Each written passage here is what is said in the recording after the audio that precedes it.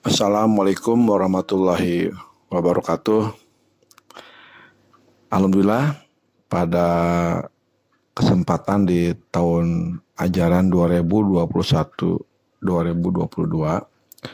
kita masih bisa mengikuti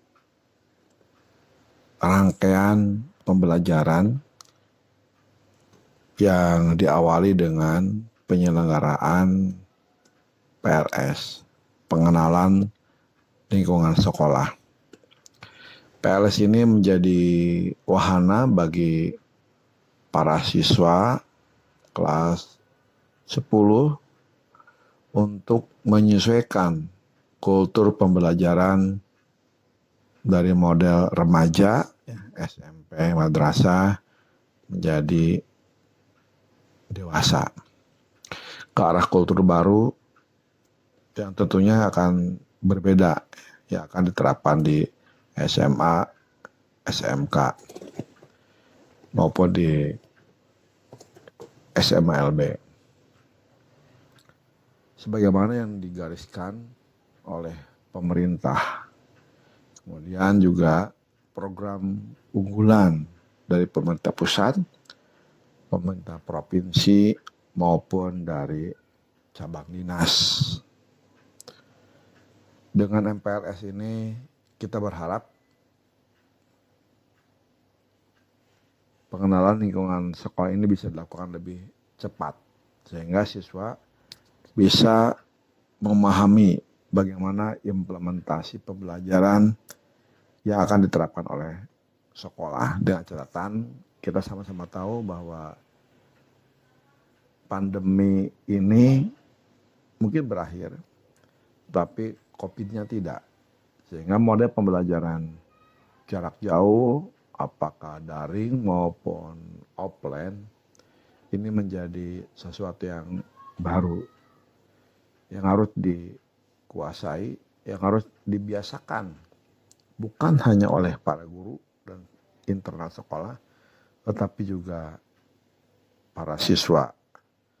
Selamat, mudah-mudahan waktu yang tersedia bisa dimanfaatkan. Para guru dan adik-adik, para pembelajar,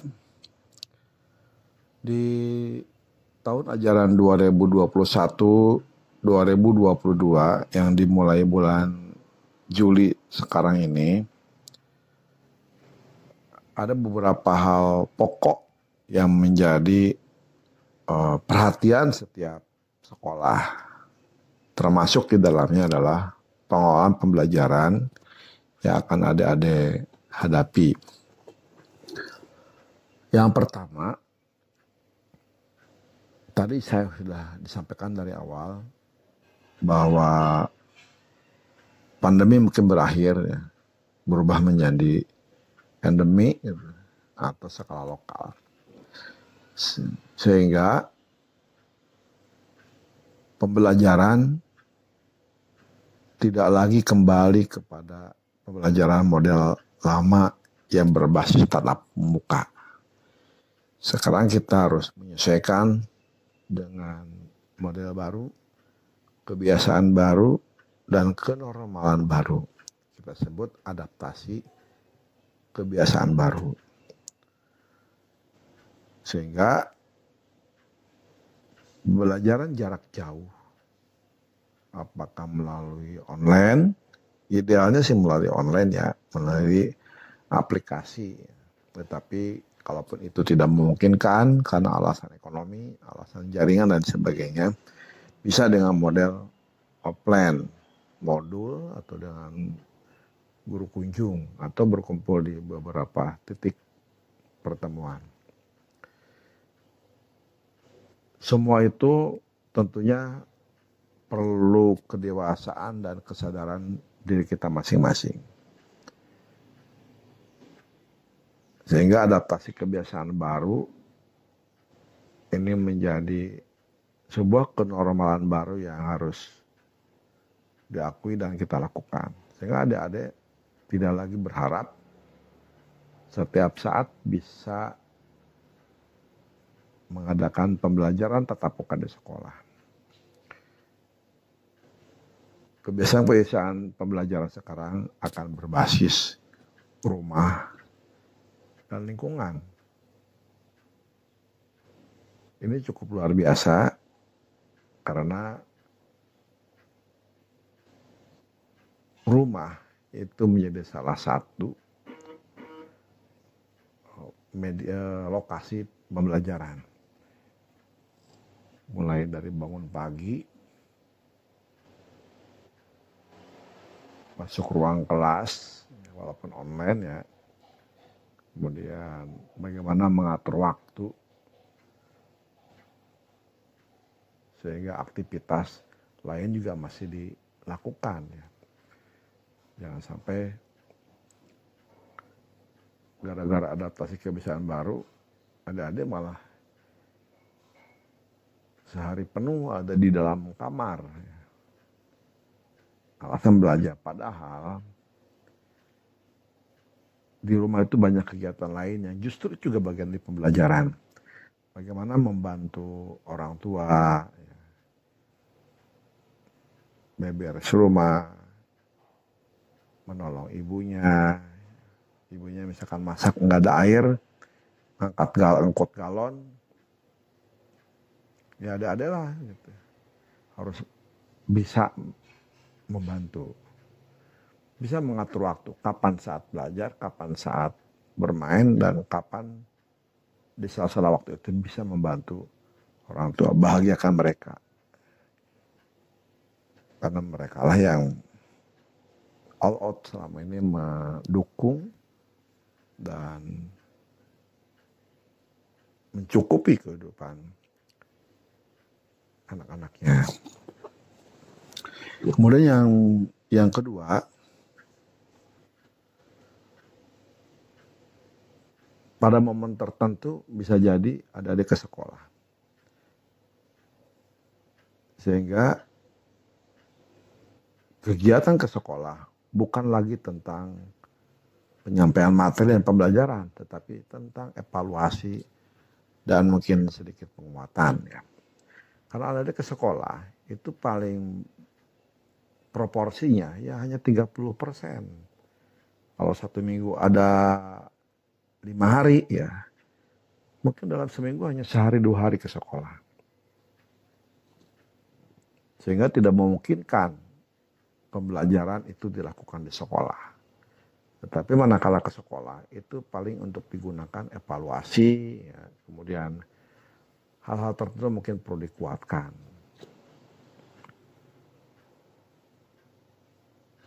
Itu pun bisa dilakukan nanti setelah PPKM darurat dicabut ya. Karena selama PPKM darurat, maka seluruhnya kegiatan pembelajaran dilakukan dengan jarak jauh.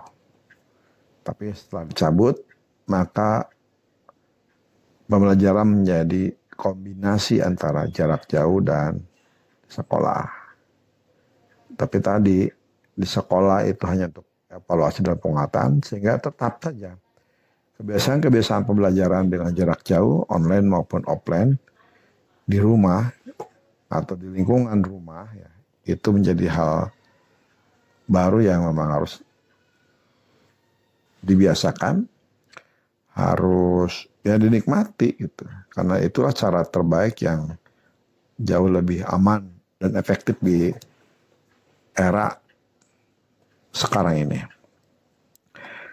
Sehingga lingkungan rumah ya, baik di dalam rumah, di sekitar rumah ya, halaman, dan bisa jadi sekali waktu ke pemukiman warga, ke lingkungan sekitar ya.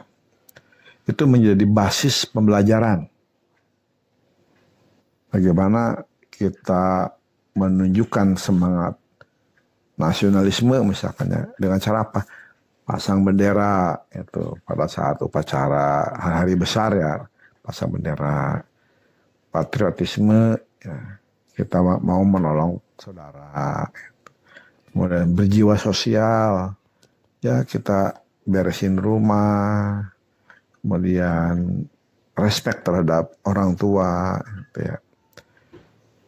termasuk juga tentang pengetahuan. Banyak pengetahuan yang implementatif yang bisa kita terapkan di rumah. Semua mata pelajaran. Misalkan matematik. Adik-adik sama orang tua suruh ngangkut galon. Kita bisa menebak berapa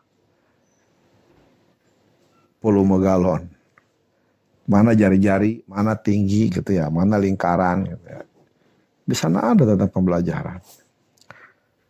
Tentang biologi, tentang fisika, semua tentang mata pelajaran ada di rumah. Justru itu jauh lebih implementatif buat adik-adik. Yang berikutnya juga penguatan pendidikan karakter juga akan terintegrasi dalam kegiatan pembelajaran. Bagaimana ada adik-adik disiplin masuk ke Zoom atau ke aplikasi lainnya. Bagaimana reaksi aktivitas dalam pembelajaran. Apakah handphone atau laptopnya dipantang sementara adik-adik nggak tahu ada di mana gitu ya. Yang benar ada perhatian, ikut diskusi yang intens ya, aktif, kemudian hadir tepat waktu dengan pakaian yang rapi, sudah makan gitu. Jangan sampai pakaian dulu api atasnya doang, ya. Baju putih, pakai lambang-lambang aksesorisnya, bawahnya kolor. Itu kalau terbiasa seperti itu ya, itu lama-lama pasang hanya pakai kolor doang. Itu yang kita hindari. Pembiasaan yang baik, berpakaian rapi kalau di rumah, lengkap. Sudah bisa ngatur waktu, bisa makan dulu, jangan sampai seharian di depan laptop makan kelewat. Gitu ya. Sehingga di situ terjadi pembiasaan yang positif, bagaimana mengatur waktu, tanggung jawab, dan berbagai karakter yang perlu ada ditanamkan ke dalam diri kita menjadi bagian dari diri kita itu sendiri. Kemudian kompetensi lulusan nanti setelah 3 tahun tetap nilai akhir yang kita perhatikan adalah kualitas spiritual, pola sikap atau karakter ya, pengetahuan dan skill. 4 dimensi tersebut menjadi kompetensi yang kita harapkan terbaik yang ada dikuasai. Sehingga 3 tahun ini ya manfaatkan sebaik mungkin agar kualitas spiritual kita semakin baik ya. Yang Islamnya rajin sholat, yang agama lainnya juga rajin beribadah ya. Kemudian perilaku kita, karakter kita juga semakin menyadari pentingnya berjiwa sosial, pentingnya sebuah tanggung jawab, kasih sayang, menghargai, toleransi, setiap hari dibina di rumah dengan keluarga, dengan orang tua, dengan saudara. Ya. Pengetahuan ya, juga adalah pembelajaran terus kita berikan dengan mungkin dengan model pendewasaan ya. Adik-adik kudu belajar sendiri. Pertemuan dengan aplikasi hanya untuk berdiskusi ya, selebihnya belajar sendiri. Juga skill, keterampilan, ada bisa mengembangkannya, apalagi yang SMK ya. Sehingga ya, lingkungan rumah bisa dimanfaatkan sebaik mungkin. Ada sekolah yang mengatur seperti apa modelnya. Dan yang terakhir tentang fokus pembelajaran 2021-2022 bahwa kesehatan menjadi fokus utama. Konsekuensinya pembelajaran yang tadi saya sampaikan hanya 30% di sekolah itu bisa jadi ditiadakan manakala dalam perkembangan pandemi menguat kembali gitu ya. Sehingga semua kita kembalikan ke rumah masing-masing. Karena bagaimanapun ada investasi sebagai generasi pengganti. Harus dijaga kualitas intelektual, skill, karakter, dan kualitas kesehatan. Insya Allah semua akan berakhir dengan cara yang baik. Walaupun tetap kebiasaan-kebiasaan baru ini menjadi hal terbarukan yang harus adik-adik lakukan saat ini, mungkin sampai saatnya akan datang.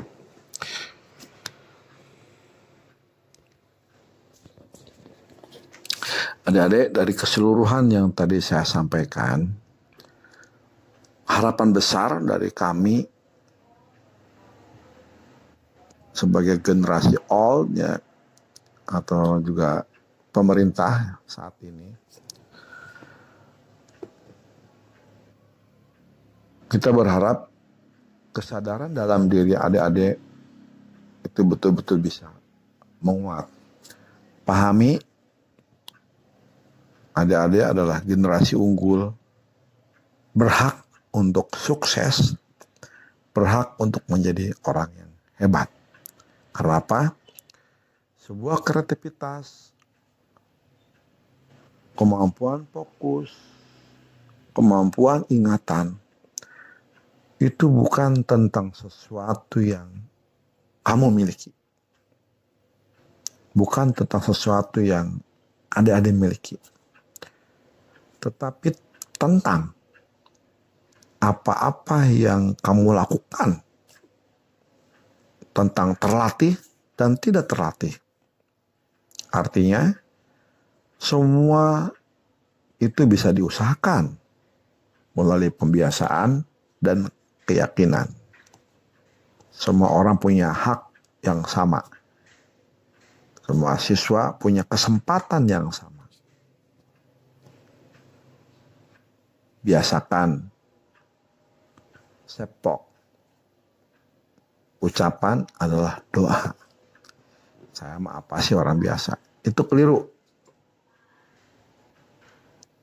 Orang Islamnya, alhamdulillah, sampaikan banyak bersyukur, septok, alhamdulillah. Semua pasti ada jalan penyelesaiannya selama diupayakan. Itu septok ya. Kemudian persepsi terhadap diri kita. Saya orang hebat, saya berhak sukses. Itu tanamkan. Karena itu juga bagian dari doa. Kemudian persepsi kita terhadap dunia luar, terhadap orang lain, terhadap apapun yang di luar kita. Hidup ini indah, semua indah pada waktunya. Itu ya. Insya Allah,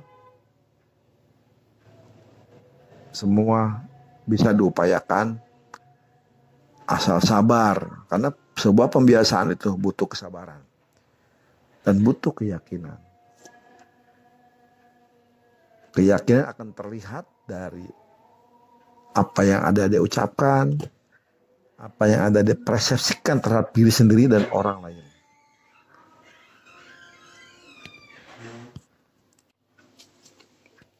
Maka mulailah sesuatu atas kesadaran, keyakinan dalam diri sendiri.